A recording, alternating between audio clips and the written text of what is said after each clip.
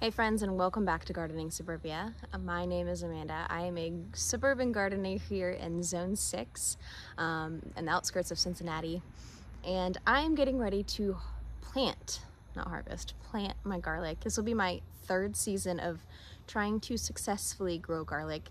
Last season I did get a pretty good harvest, although a lot of my bulbs were on the smaller side. This year I went with a variety that is more local to my area.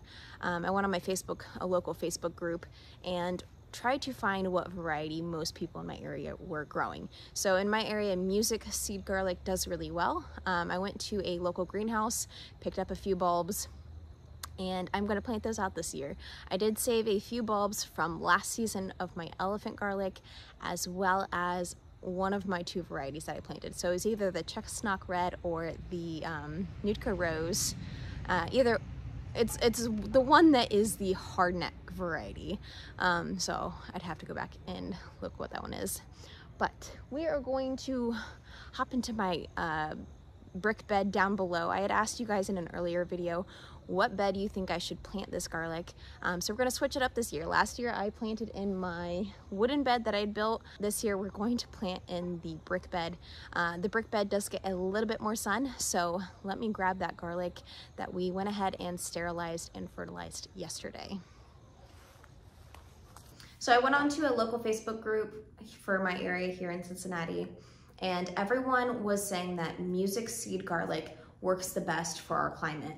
And having had a less than ideal garlic harvest, it was better than my first year attempt. So I'm hoping to do another better year, or even better this next coming season. So I purchased music seed garlic in hopes that I get a good garlic harvest. And based off of the size of these cloves by themselves, and it says I should get a good harvest. Cloves are kind of like come here. Hey. It is said that the size of your clove is indicative to how big, maybe that was gross, you slobbered on me, is indicative to how big of a head of garlic you get. So the amount of energy it has stored will kind of show you how big of a head of garlic you should get. And these cloves are massive. So I'm very hopeful that we're gonna get a better garlic harvest this season. I currently am getting my garlic sterilized and fertilized, but we'll put you back to present day Amanda, which will be tomorrow for me. So I have a big bowl of soup here. This is my fertilizer mixed with water and all of my garlic. So I'm gonna pour out this good liquid, and I'm actually going to pour it onto my brassica bed right below us.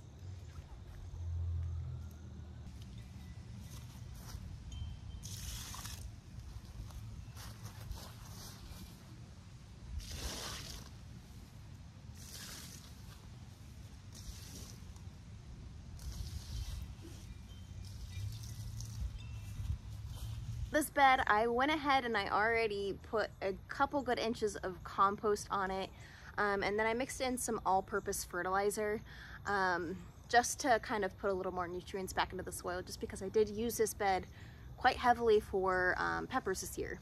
So the plan, I have no plan. I do know that this garlic needs to be planted at least 3 inches deep. Last season, I think I planted mine about 4 inches apart from one another. I may try to space them out just a little bit more. This soil below this compost is actually kind of compact, so I might not be able to get away with just like dipping a little hole into the ground like I did last season. But I think what I'm going to do is I'm going to at least take my garlic, my seed garlic, and separate it into the different categories that I have. So I have my elephant garlic, I have my music seed garlic, and then I have the chestnut red or the Nootka rose. So they're all going to produce scapes, but they're just going to be a little bit different flavor profile and a little bit different of a storage capacity. I guess it really doesn't matter because I should be able to tell them apart once I harvest. But I think for the sake of trying to make it easier on myself for next season, I think I'm gonna keep them together, clumped together in their groups. So it's gonna be cold, wet, and stinky because it smells like sea. None of these started to produce roots. They sat in this fertilizer for about 12 plus hours. You can go anywhere longer than that. All right. So I know that for a fact that these 3 are elephant garlic, but beyond that, I can't tell. Maybe this one? I don't know. So maybe I'm just gonna chaos garden this time around. So I'm gonna start divoting holes into this ground. I'm gonna start on this end. I do have a few things that are still left in the garden. Honestly, this is my bergamot. This is not gonna produce anymore. It's actually got some powdery mildew on it. And I know I have some crocus planted here, some flowers for very early spring. So I'll kind of avoid this little patch right here. I do know for the first 2 rows or so, I planted my elephant garlic just because I could really for sure tell those apart from my chestnut red and my music seed garlic. The last 2 varieties I kind of just intermingled throughout this entire bed. I do end up planting I had a couple of cloves that I couldn't fit into this bed. I kind of planted those in a couple of different areas throughout my garden just to kind of experiment to see how it did. So I have a few in my Greenstalk original planter at like the top 2 tiers, as well as in some of my fabric planters. And then I also did do quite a few rows in my wooden bed that I had planted in last season.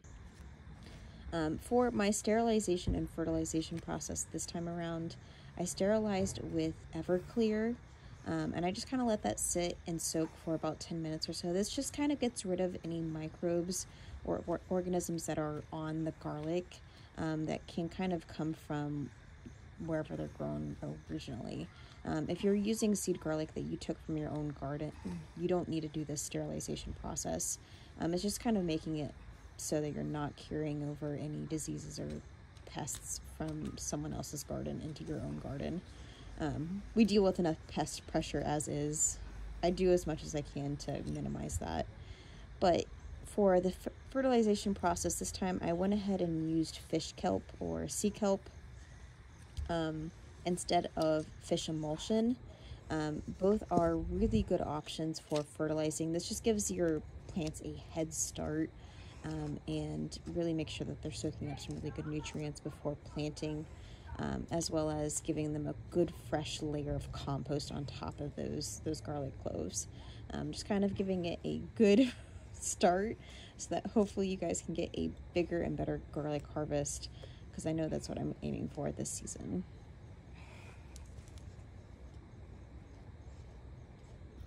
All right, so we've got all of the garlic planted in this bed. I still have a bunch of leftovers, so I think I'm just gonna plug it in.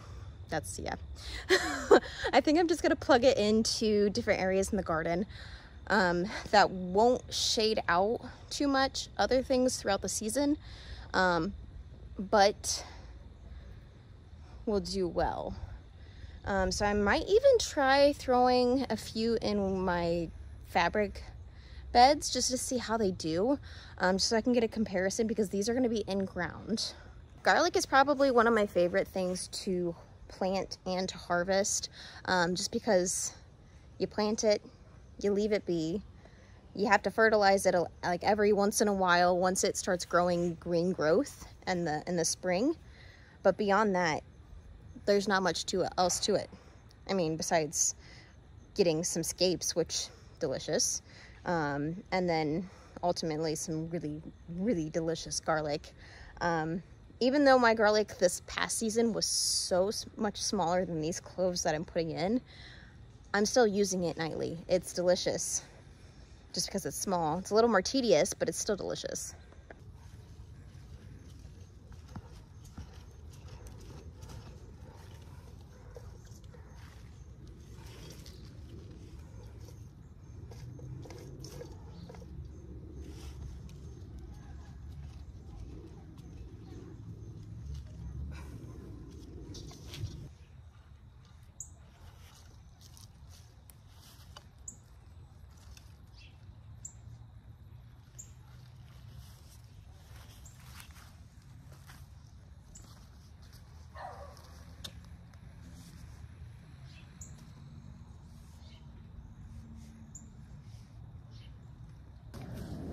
Alright, garlic is covered. My last step is to cover it with straw. So I have some just like pine straw that I had left over from the beginning of this season, so I'm gonna go ahead and use that.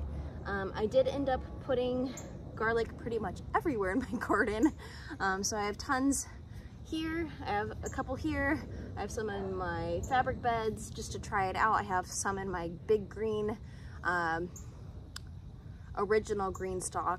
The top tier, I think I have like 3 or 4 cloves, and then I have another clove on the second tier.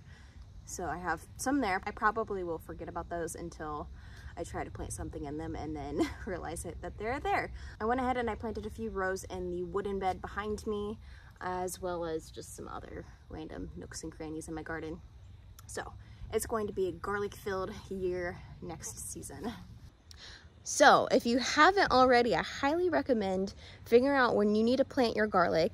Go ahead and get that garlic planted so that once you go into the spring, the midsummer next year, you just get to harvest some beautiful garlic.